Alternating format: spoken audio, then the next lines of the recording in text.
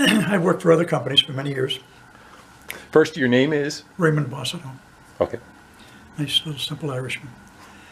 But, when we started our business, we did it in a very unusual, unique way. Being in the industry for many years, I had contacts in all of the manufacturers locally in New England and all over the country. In your business of electronics? Manufacturing printed circuits. Okay. And we decided to start our business. We had no money. We had no investors. So I went around to all of my former competitors and offered to cut all of the used equipment that was sitting out in the backyard. And the deal was very simple. I'm going to take the equipment, you're going to put a price on it, I'm going to take it and I'm going to use it. If my company makes it, I'll pay you for it. If we don't make it, I'll give it back to you. Can't beat a deal. They're going to get cash as opposed to peanuts. And that's how we started. And from there, we were able to get supported by customers that also worked with us. And what were those machines? The machines that made electronics? Made printed circuit boards. Okay. You're looking at drilling machines. Gotcha. Chemical It was all the processing tooling machines, to make the...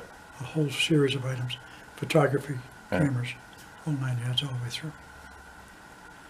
So, and that's how the whole world started. Now, once that got rolling, and because I was able to travel these different areas, that got me, of course, involved in motor racing all my life. As a youngster, I had a couple of cars I can show you. Grew up here in Laconia. We used to take our little homemade carts with a little mechanic motor on the back.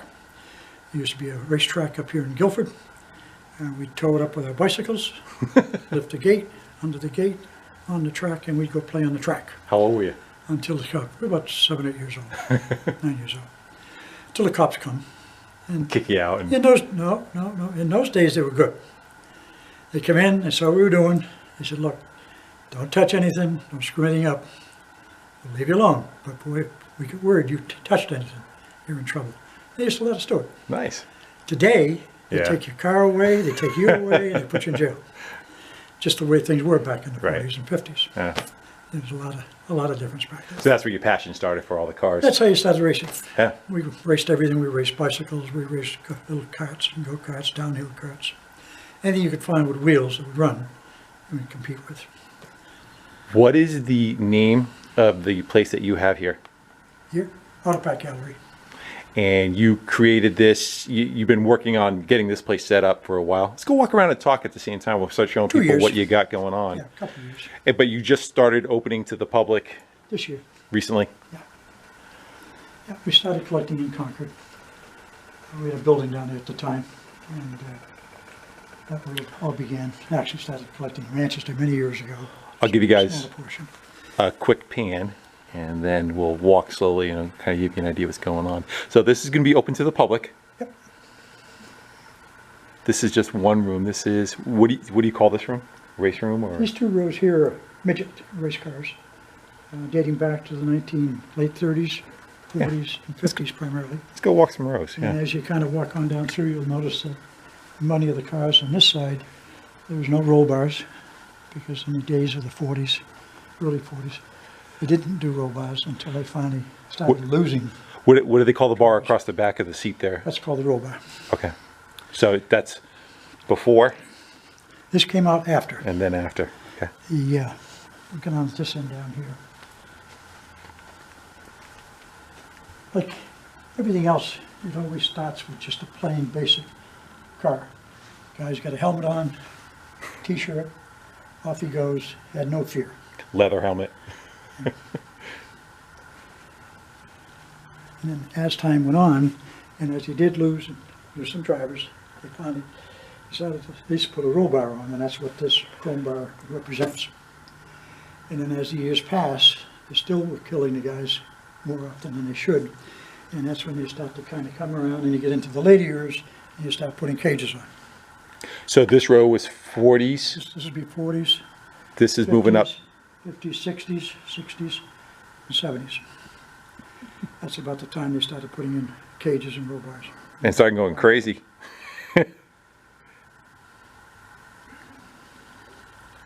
Now, aside from the adult cars, you've got the little quarter midgets.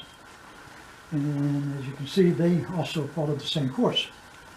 when we were kids in our age, we started out with a regular seat, no roll bar, no strap, nothing. And that's the way it started out. Then eventually, a few kids got hurt, so they decided to put a roll bar. And after they got the roll bar, for the safety, put a cage. And I don't have a current model, but if you had a current young man's car, you wouldn't see the boy at all. Yeah. He's so safety oriented. What age group were these good till? These kids would be 6, 8, 10, 12-year-olds. So once they got about 5 foot tall, you're out of this. There's not a lot of the clubs. In the early years, a lot of this stuff was done. Each city and town had its own little race. Nowadays, they've got tracks that are made for the kids, and everything is geared to their safety. But in the early days, we used to use streets, find a hill, get a bunch of guys, and take turns who's going down the fastest. These here are built out in California. Curtis, who builds a lot of these original midgets, built a lot of these quad midgets. So what is there for scales on the cars? Is it quarter? What's the... Pretty much just they call them quad midgets, just because of the size. Right. You got 1/4 of the size of a midget. But you got 3/4 midget also, And though, you right? got 3/4, which we got one over there, which we'll show you later. These here are full-size midgets. But even at that, you can see the difference between... In times, really. Yeah. Same wheelbase, same width, same power plant, same everything except safety.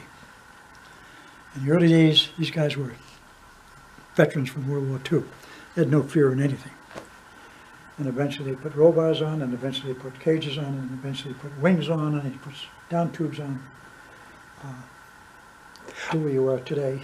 I would think that even like when you're coming back from a wartime, you miss kind of like an adrenaline rush, and I would think that that might be a replacement of racing.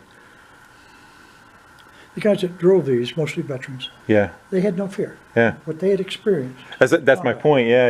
Everything else is What they mundane. were shooting at. Yeah. So they got a cigar in their mouth, got a pen in their back pocket, and they're out there racing. And they made fabulous drivers because they had no fear. Let's go check out that next row over there. But it is a midget. It was built and ran in Connecticut with NEMA, the local club here in New England. And it won a few races. And shortly after it won the few races, they banned the car. Because it was... What these clubs tend to do is if the car is like something that's unusually successful, they'll end up banning it rather than trying to get everybody to upgrade.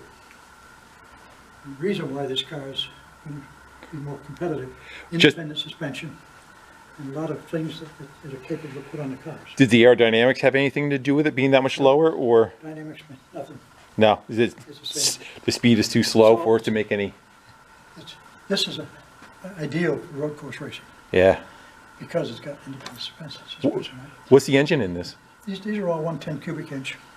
There'll be Fords, Offenhauses. You'll find a Chevy occasionally, but primarily Fords. Offies with the Offie killers, they call them. If you put an Offie in, you're going to beat the Fords all day long. Are these all pickled and put away, or are they ready to run, or what's their... These can be operational within a matter of hours. Yeah. Ever take Amy out in the parking lot? Fuel's out, oil's out, all the fluids are out. What is that, Porsche powered? What's that one? What? Is that Porsche motor? No, it's a Autocraft. It's a VW motor split in two. Okay. That came in the late 80s, early 90s. Called an Autocraft. It was an airplane engine? No, Being it's a regular automotive type car. Okay. They split it, and because it meets the specifications of a regular midget engine, that Was loud.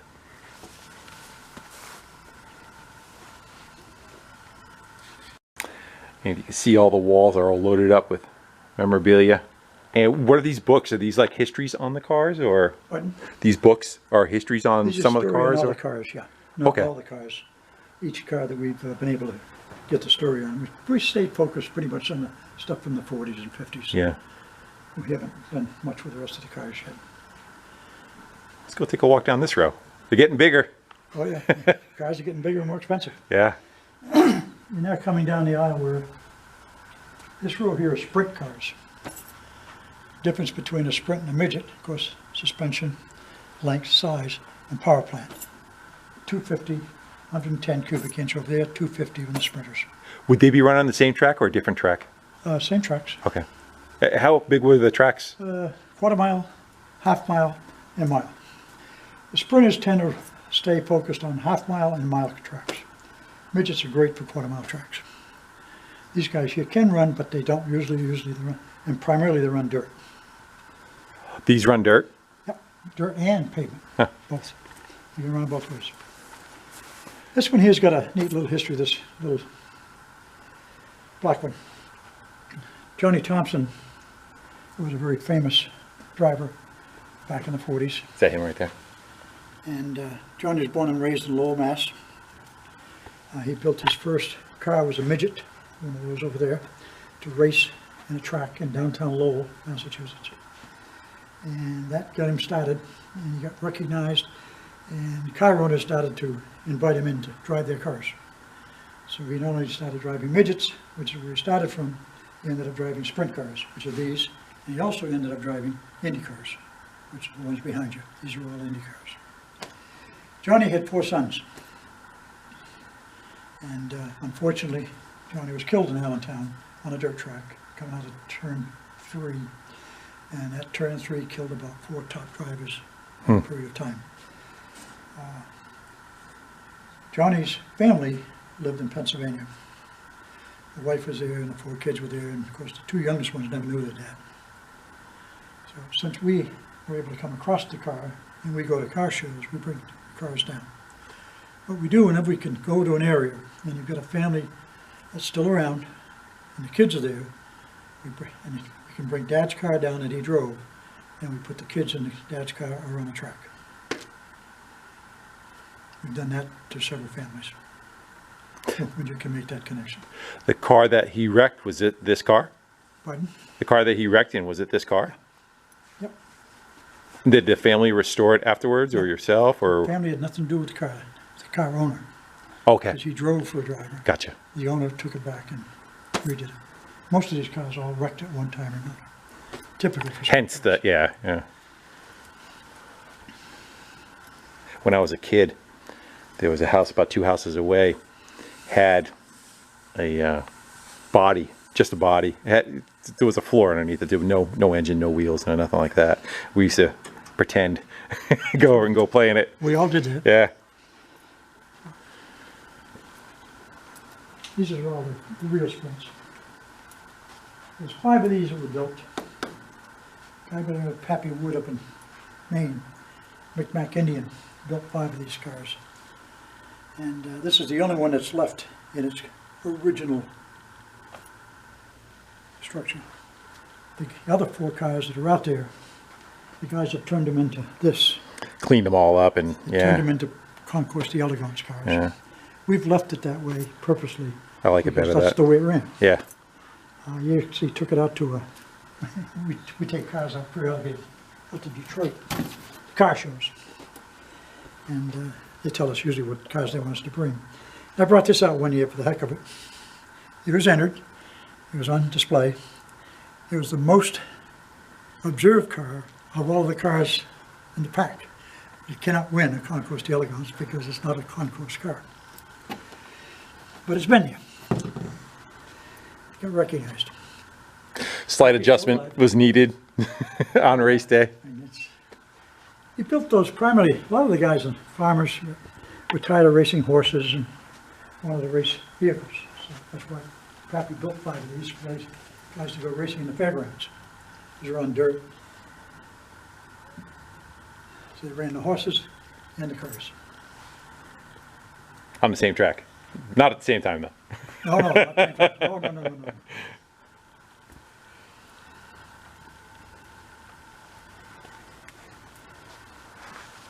This is your TQ midget, the one you talked about, 3/4. These were built primarily down around the New York, New Jersey area for indoor racing. I raced these cars in a lot of the military installations. National Guard. Every city and town, Laconia's got one, every town had a National Guard building. It's running at Crosley, huh? And they used to run these indoors. This is indoor stuff. They still run them today. How big would that track be? Those are little quarter mile, Yeah. little 10th mile tracks.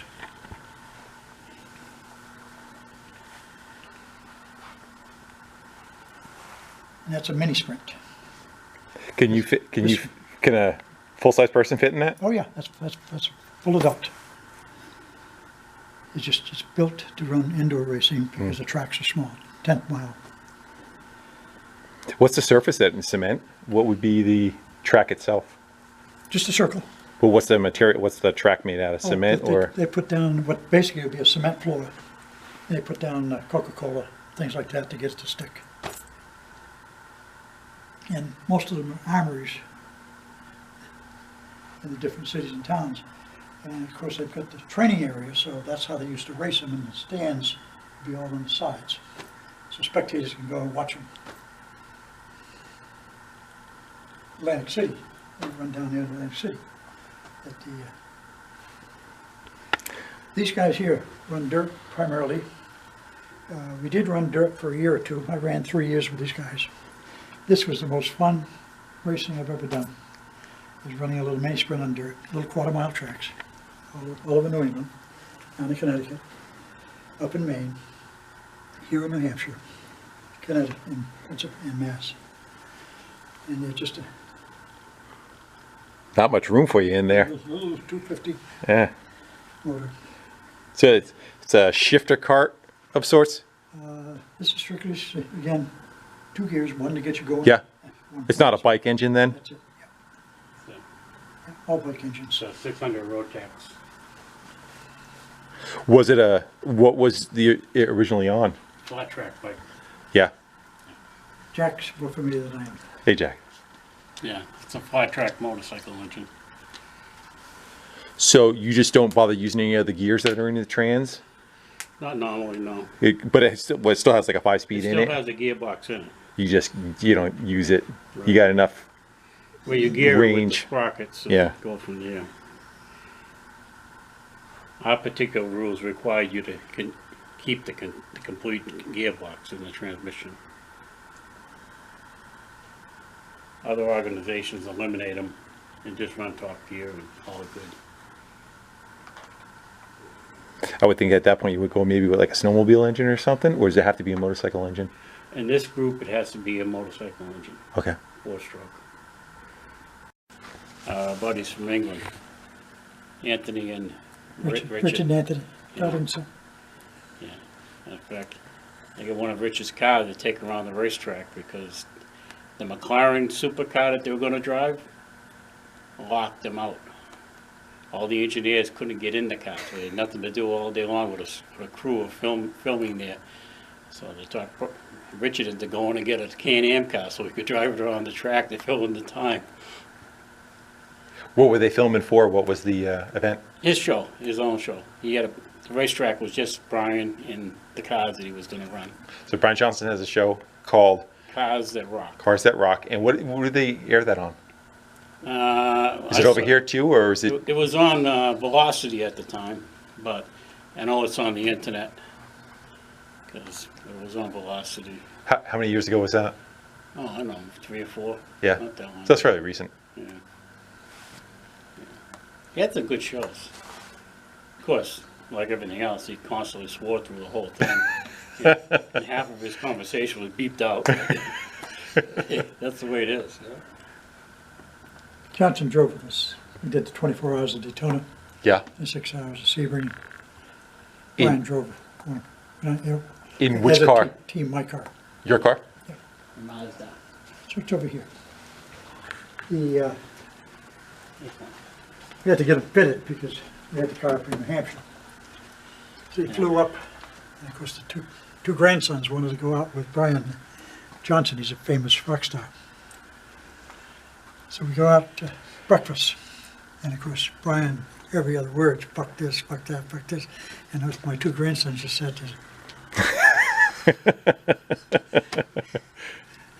What do you mean you had to get it fitted? He's short though, isn't he? Yeah. It's like 5'3" or 5'4". Yeah. So the car already was You make a expandable foam seat to fit. fit inside of the seat in the car. So that when the driver gets in, all you do is you just put this insert in. You take the one out from the previous driver and just put this in there, and it fits perfect. His turn to drive down to 24-hour. Get on a straight, take a left, go up, take a right. Next thing you know, you're supposed to take another right. Brian's out there. My fucking steering wheel come on. Pull over and put it back on. We got to put the pin in. He wasn't trying while I was driving to get it back on. No, pull over and put it on. How do you pull over if you don't have a steering wheel? You just got to stop, don't you? Go where it wants. Yeah. Off the track. Off the track. Grabbing the nub. Back on the track. Yeah, that didn't steer easy either. Everybody, first thing you do, you put the damn pin in the wheel to hold it, right? Now, Brian, I gotta go. You were there that day. Oh yeah.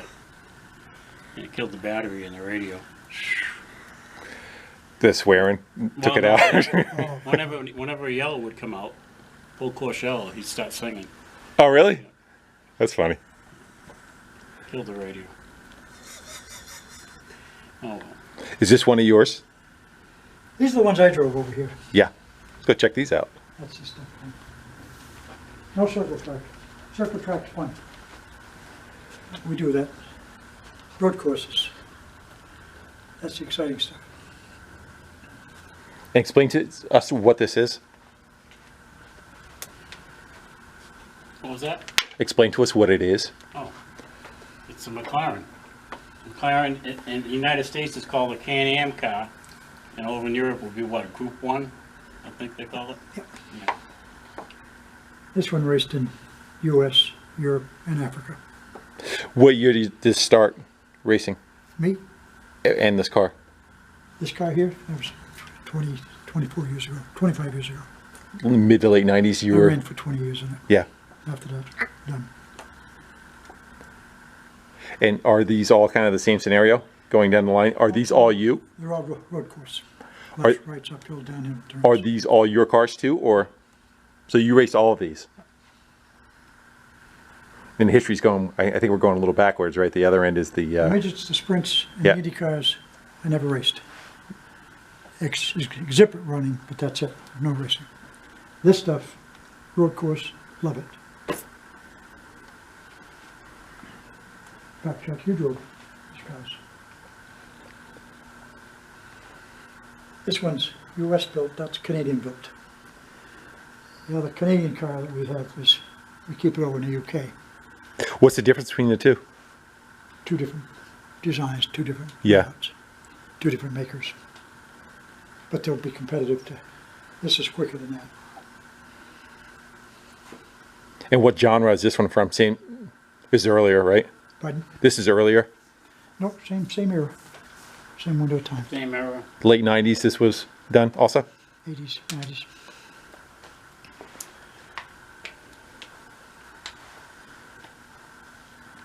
That one's a mongrel. This one? Yeah, that's a, come out of Europe.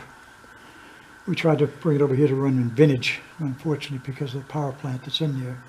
It puts you in an area where you're up with the big guys, and the car's not geared for that.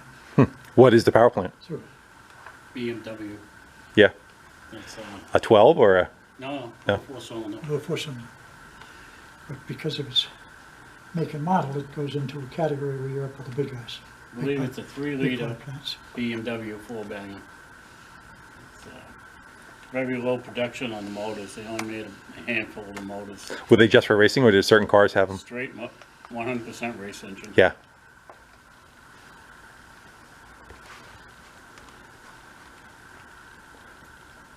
This open wheel, yours also, as far as, That's you ran this also? my baby. That's my favorite.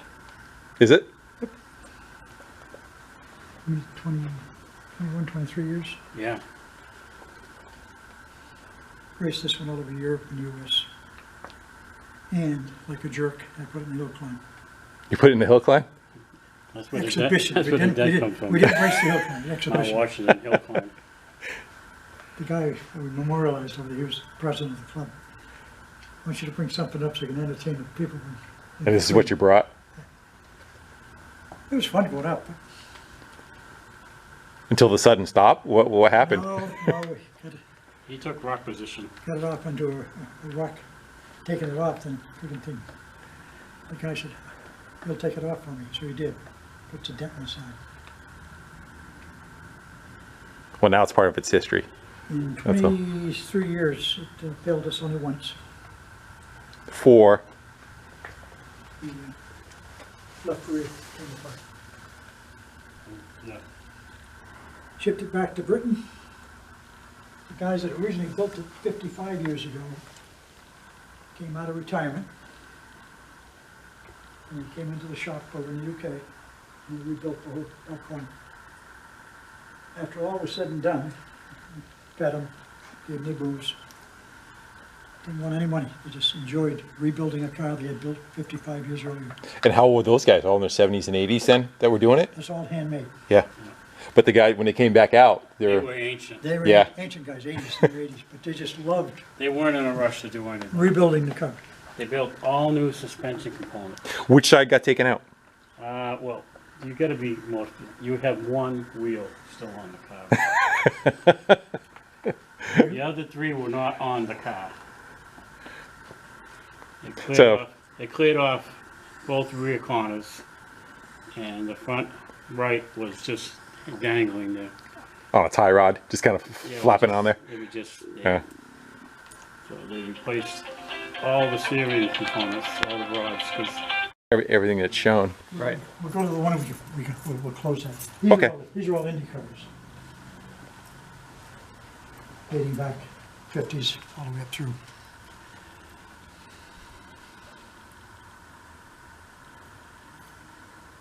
So there's a whole nother room, 2 rooms yet of cars. One more. One more and another. We'll get you to the back. Gotta leave you guys something for you to come and look at for yourself. It's an awesome place. Those are your bucks. That's all of these cars here. Or built off of one of all those. handmade. Yeah. There's no machine dyes or anything like that. That's the book. And on one of your midgets and your smaller stuff, this is how they hammered it out, shaping all the metal on this guy here. This thing shaped a lot of those midgets over there. That's why it's got the image in the front. Again, all handmade. And the stuff in the middle is an assortment of everything and anything.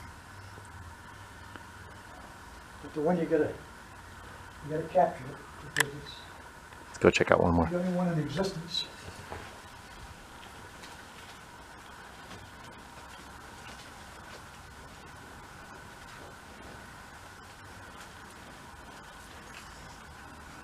This one here we just bought. The plan was to go back to doing some vintage road course racing. Me and a friend of mine up in Alaska. And we ran the other one over there together. So he bought it at an auction. We went out, picked it up, brought it up here. Planned to get it ready to go. I went blind in one eye, and he's got a neck problem. So the car sits. The 2-year race together? Can you? We always raced together. I mean, in the same car. Not riding in it because it wouldn't work. This one here is one of a kind. This wall. Yeah. It's one of a kind because you go to any museum, and that museum will show you all the history of the heroes. What the museums don't do, they never talk about the guys that don't win. Every vehicle you see here, every car you see here, these are the non-winners in the world. These guys raced all their lives, never won a race. And for years, they never get recognized. So as I go through some of the older films, and we find the drivers that never won a race, this is a race of fame, representing the guys that never won. Well, I would say they won because they got to go race for their whole life, so that's... Because without these guys, Yeah. The winners can't win. But nobody ever recognizes the non-winners.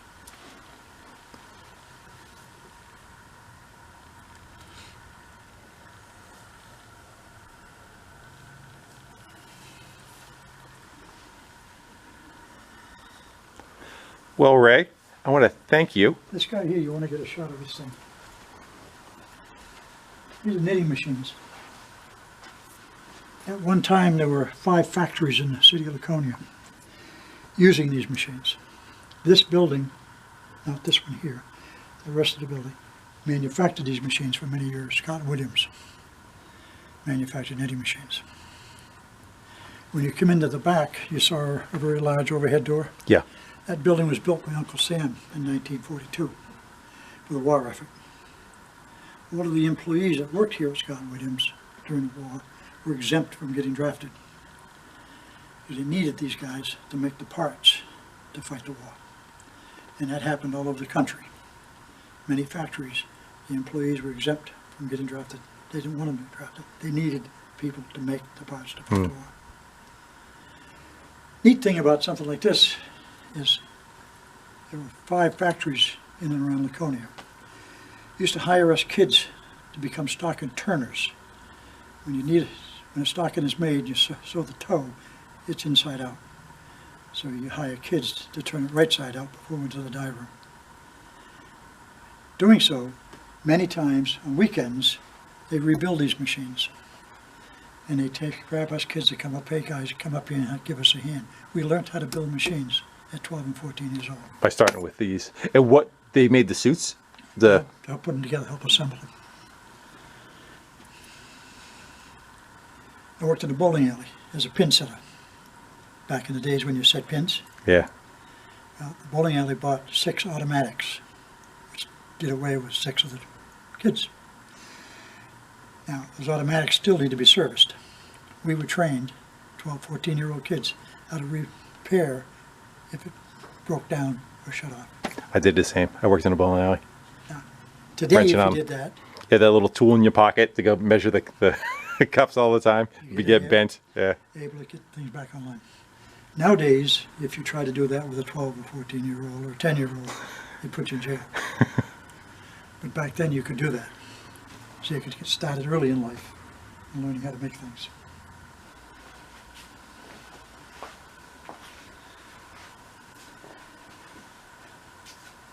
What excelled motor racing, veterans coming back from after World War II, what they'd experienced, jumping in a race car, t-shirt, cigar, pint, whatever you want to call them, fearless, had no fear of driving a car on a racetrack. So they put on tremendous shows. Because of what they did in combat, driving a race car was nothing. And these are the guys that turned motor racing into what it is today. Because they had the guts and the free-for-all. These are 3 friends at an vintage racing program. They passed away. They're memorialized here. This is family on this side. That's a grandfather, father, and 1 son.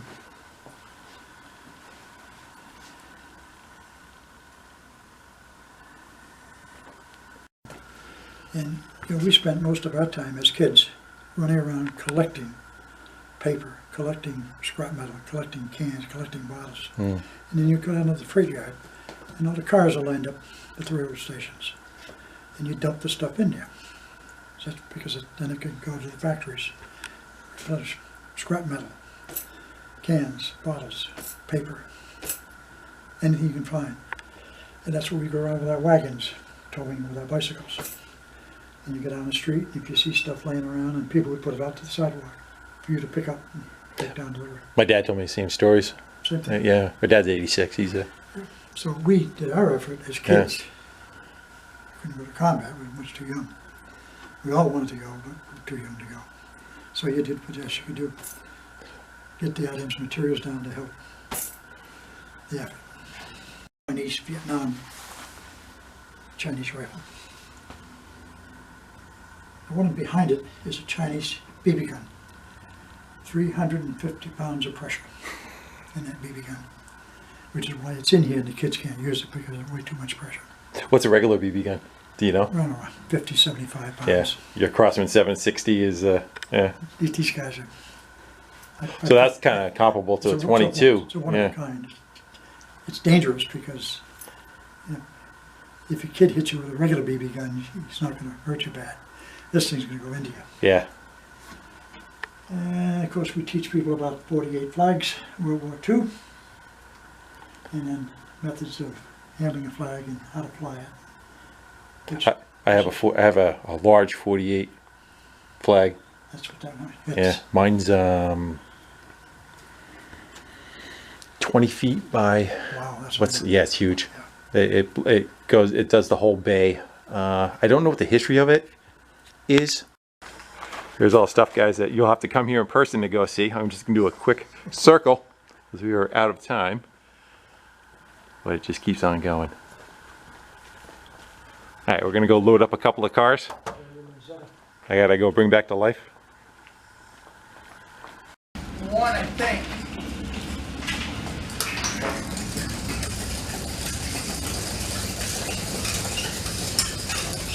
Want to push it right out? Leave it right here. Let's leave it right there. I'll see if I can drop the tailgate right in front of it. Stand over here then. Well, guys, we're loaded up with one of the cars, so we're gonna go wind down. I want to say thanks to Ray for having us out here and grabbing a couple of his cars. And if you would, Ray, just do a little wrap up of your place. What we're doing? Yep. Oh, our gallery here is to invite people in to come in and see pieces of history dating back to the turn of the century all the way up through until today's current 2000. And what's your location? What's your location? We're at 62 Doris Ray Court in Winnipesaukee, New Hampshire, on the Winnipesaukee Inn and Spa property. And what's the name of your... Artifact Gallery is the name of the company. And what hours are you usually around? 7 to 5. 7 Every day? Till 5 p.m. Do you take a day off? Maybe a half a day on Sunday. All right, guys. Sunday, a popular day for folks to come and tour, so usually they're full days. Awesome. Well, thank you very much for allowing us to go take a meander through and some of the backstories. Glad to have you. And guys, show up in person if you really want to check it out. There's a lot more to be seen. You couldn't even do it in one day. There's so much, even just in the memorabilia and all the stuff that's on the walls. It's really a fine place to go check out. So It's fun pulling it together, and it's fun sharing it with anybody who wants to come and see it. awesome. Well, before the Harley shows up, we'll call it. Thank you, sir. You got it.